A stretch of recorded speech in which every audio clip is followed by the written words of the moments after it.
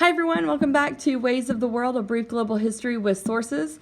We're going to start our study today of the pastoral peoples on the global stage.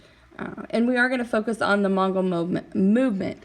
Today we will start with the long history of pastoral peoples.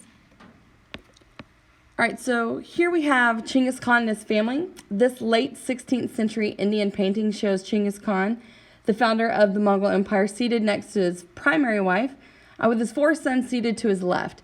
At his death, each of these sons inherited a portion of this vast empire, while his five daughters were strategically married to politically prominent men. So what does this image suggest about how Mongol leaders adapted to the diversity of their empire? Well, this image demonstrates that the Mongol leaders embraced their empire's diversity. The people depicted in this Indian painting are wearing dress associated with Arabs from the Middle East, and the various goods being paraded before them are doubtlessly from the far reaches of the empire. All right, the world of pastoral societies. All right, so the standard features of pastoral societies are that they're generally less productive than agricultural societies. They needed large grazing areas for their livestock. Their populations were much smaller and more widely scattered than agricultural societies, and that they may be seasonal.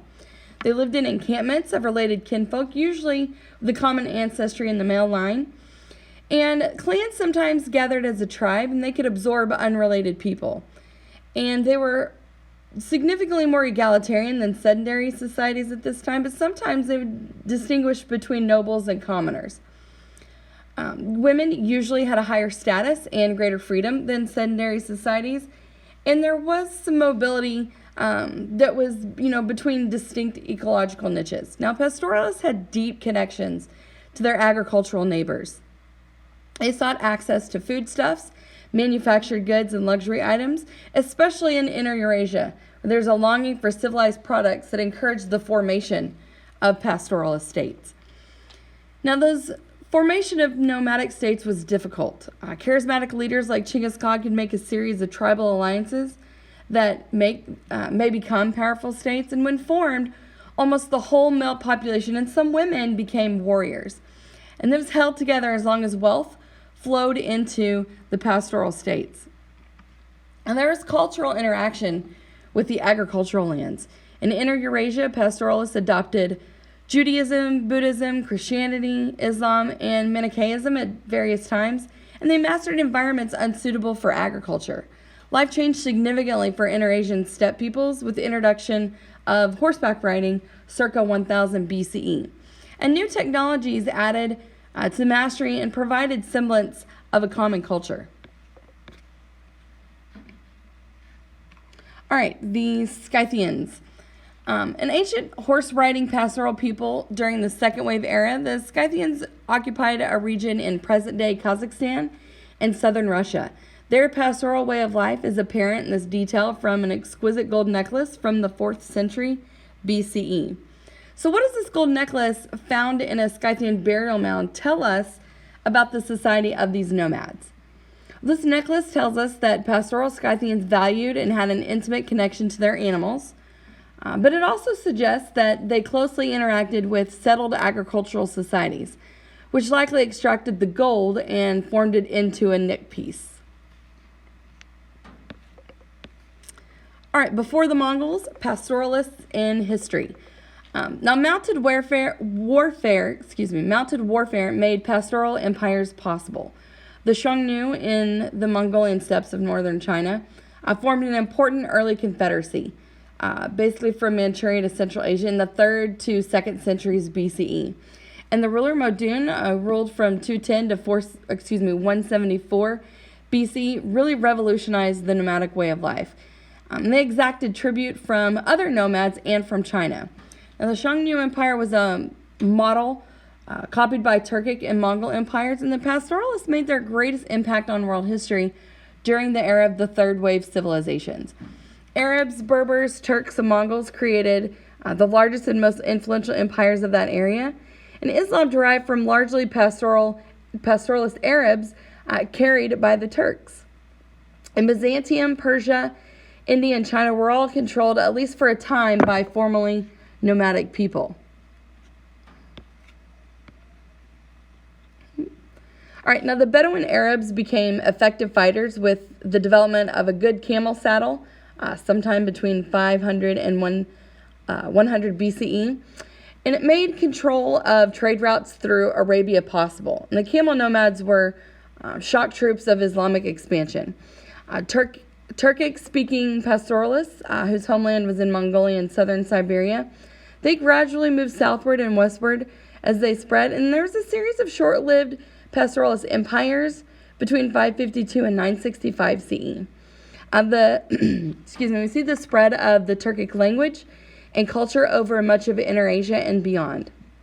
And Turkic conversion to Islam happened between the 10th and 14th centuries.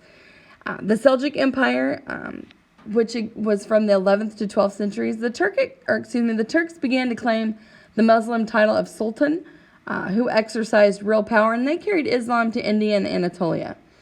And the pastoral societies of North Africa and the Sahara merged with the introduction of the camel to the region. And they also adopted Islam. Now, the Sahanja Berbers in Western Sahara built the Almoravid Empire in the 1000s, and it encompassed much of northwestern Africa and southern Spain, but it collapsed by the mid-12th century. Okay, so this is the Xiongnu Empire, an imperial creation of the nomadic steppe peoples who inhabited lands north of China. It was the Xiongnu.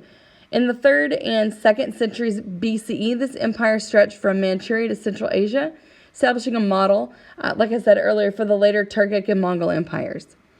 Now, what were the long-term effects on world history of the nomadic people, such as the Xiongnu?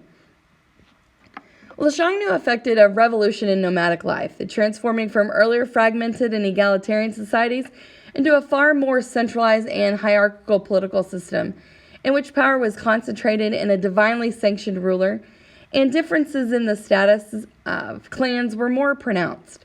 The Xiongnu system created a model that, like I said, the Turkic and Mongol empires would emulate. All right, Seljuk tiles. Among the artistic achievements of Turkic Muslims were lovely ceramic tiles used to decorate mosques, minarets, palaces, and other public places. They contained intricate geometric designs, images of trees and birds, and inscriptions from the Quran. This one, dating from the 13th century, was used in a Seljuk palace built as a summer residence for the Sultan in the city of Konya in what is now central Turkey. So how does this tile demonstrate the influence of Islam on Turkic culture? The intricate geometric designs and the inscriptions from the Quran, common in Islamic architecture, are evident in the Seljuk tile. Moreover, the fact that the tile exists and was used to decorate a Seljuk palace suggests that Islam encouraged, to some extent, the settlement of the pastoral Turkic peoples. All right, the Seljuk Empire. It's an empire of the 11th and 12th centuries, centered in Persia and present-day Iraq.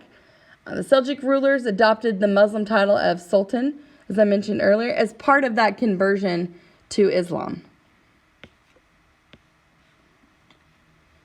All right, the Almoravid Empire. So emerging out of an Islamic reform movement among the Sahanja Berber pastoralists in the 11th century, the Almoravid Empire incorporated a large part of northwestern Africa and southern Spain.